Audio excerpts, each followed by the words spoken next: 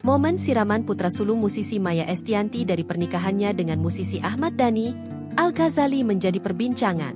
Selain karena lekat dengan unsur tradisional Jawa, momen tersebut menjadi sorotan karena berkumpulnya seluruh anggota keluarga.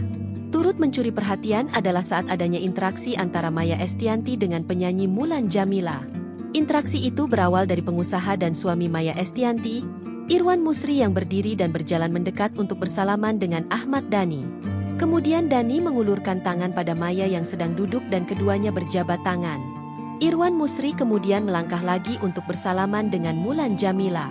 Setelah bersalaman dengan Irwan Musri, Mulan kemudian berjalan mendekati Maya dan mengulurkan tangan untuk bersalaman yang disambut uluran tangan Maya Estianty sambil tersenyum.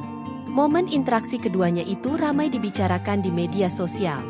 Momen sebelum acara pengajian itu dimulai, Ahmad Dhani dan Mulan datang menghampiri orang tua Maya Estianty yang sudah duduk di lokasi acara untuk bersalaman dan mencium tangan mereka.